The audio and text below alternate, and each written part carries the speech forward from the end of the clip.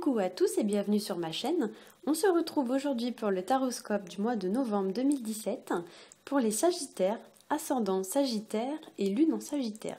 Si vous ne connaissez pas votre signe lunaire, je place en barre d'information un petit lien qui va vous permettre de le calculer. Ceci est un tirage général. S'il ne résonne pas avec votre situation, je vous invite à regarder le taroscope de votre signe ascendant et celui de votre signe lunaire afin d'avoir un complément d'information. Je vous ai fait comme le mois dernier un tirage en 3 cartes. La première carte va représenter votre situation actuelle. La deuxième carte va représenter les obstacles que vous rencontrerez au cours de ce mois. Et la troisième carte va représenter l'évolution de votre situation. J'ai rajouté 2 autres cartes qui seront issues de 2 oracles différents. Il y aura une carte issue de mon oracle de Béline et une carte issue du grand oracle de l'amour qui, elle, va venir vous apporter un éclairage supplémentaire sur votre vie sentimentale. Donc on va commencer tout de suite avec la première carte qui est la carte du mât, qu'on appelle également le fou, et la carte est sortie à l'endroit.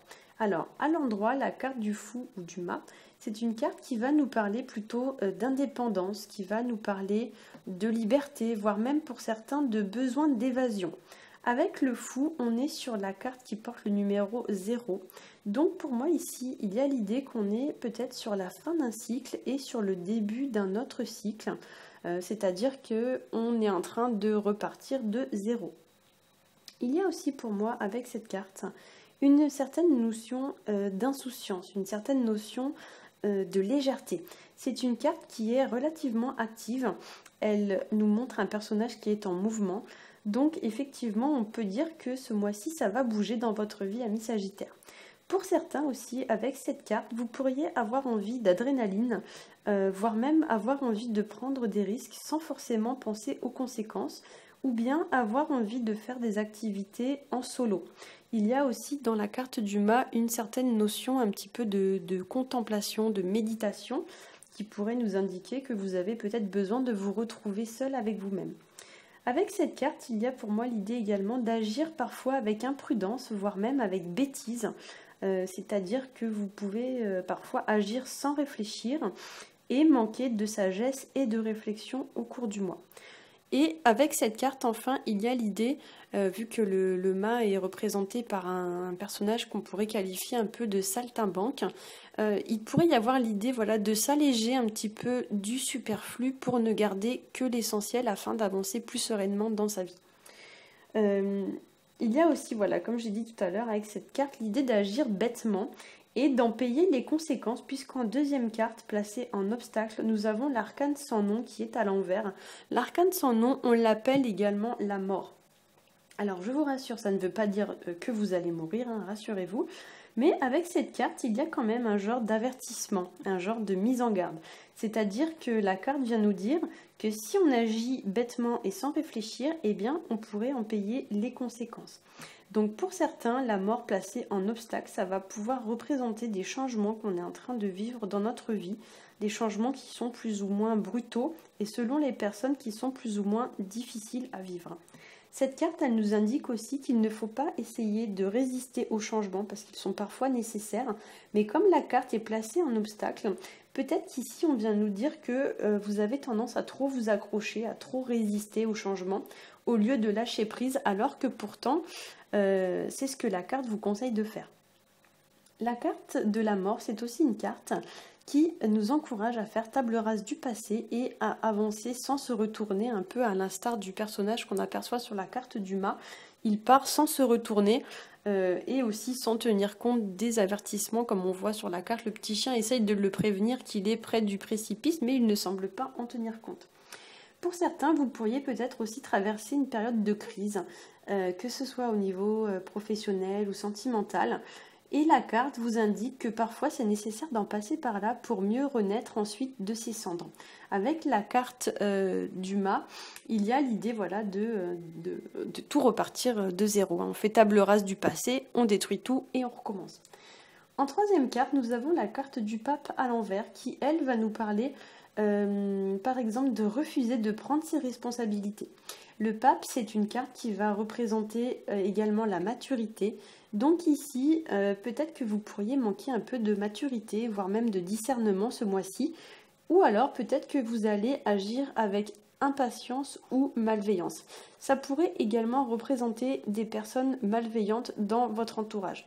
Pourquoi je dis ça? Parce que le pape, c'est une carte de moralité et c'est aussi une carte de patience. Mais comme la carte est sortie à l'envers, pour certains, peut-être que vous allez agir avec immoralité, un manque d'honnêteté, de manière un peu sournoise, ou alors impatience, ou alors peut-être que c'est une personne de votre entourage qui va se comporter de cette façon.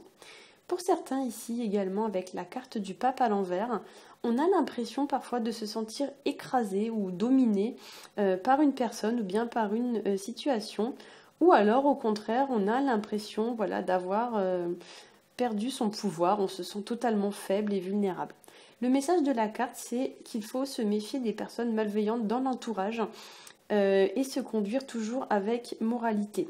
Il y a aussi avec cette carte l'idée d'agir avec lucidité, avec sagesse et discernement afin d'éclaircir sa situation parce que ça ne semble pas être très clean. La situation dans laquelle vous vous trouvez ne semble pas être très nette. Donc là, il y a l'idée un petit peu de mettre certaines choses en lumière. Au niveau de la carte issue de l'oracle de Béline, j'ai tiré la carte de la méchanceté qui est sortie à l'envers. Alors je vais vous la montrer à l'endroit pour que vous la voyez mieux. Donc voilà, la carte représente une lanterne, donc c'est une lanterne à l'ancienne comme on pourrait dire, avec à côté un couteau ou un poignard. C'est une carte, donc comme toutes les cartes de Béline, qui est régie par un astre ou par une planète. Donc pour ceux qui ne le savent pas, sur chaque carte de l'oracle de Béline, il y a un petit logo qui va symboliser un astre ou une planète. Et ici, cette carte de la méchanceté est issue de la carte qui fait partie de la série Mars. Donc il y a plusieurs séries de cartes, et là c'est une carte qui est issue de la série Mars. Donc avec cette carte, donc je vais la remettre à l'envers, voilà. Donc c'est une carte qui nous parle, avec cette lanterne là, comme on peut voir sur la carte, de mettre en lumière certaines choses, c'est-à-dire qu'on doit identifier quelque chose ou quelqu'un. C'est une carte qui nous parle aussi de situations qui sont vécues de façon un peu difficile. Ça parle de personnes malveillantes ou mal intentionnées. Il y a l'idée avec le petit poignard ou le couteau aussi de certaines trahisons. Il y avait peut-être l'idée qu'on vous plante, comme on dit, des couteaux dans le dos. Ça pourrait aussi représenter des personnes qui sont jalouses, rancunières ou bien des personnes qui ont besoin de se venger. Donc attention ce mois-ci, restez bien sur vos gardes si vous êtes confrontés à ce genre de personnes. Il y a aussi pour moi avec cette carte l'idée de vérité qui blesse, c'est-à-dire que on peut avoir des paroles qui sont blessantes, des paroles que l'on dit comme ça avec l'intention de nuire.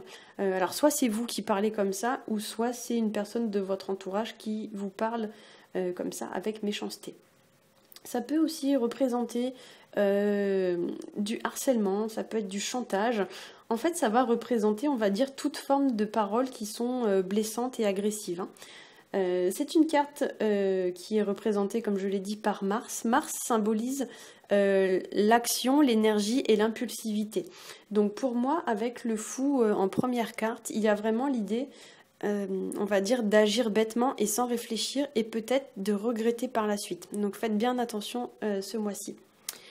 Au niveau de la deuxième carte qui est issue de l'oracle du grand oracle de l'amour, je vais y arriver, nous avons la carte Stop. Alors je vous la montre. Voilà, donc c'est la carte Stop qui s'appelle aussi Arrêt. Donc ici, effectivement, on voit que votre ciel est assez obscurci par de nombreux nuages. Il y a l'idée de mettre un peu de clarté dans tout ça. Tout vous semble un petit peu confus, un petit peu trouble. Ce qui représentait bien, pour le coup, la carte de la méchanceté. Il y a besoin de mettre des choses en lumière. Tout est sombre actuellement pour vous.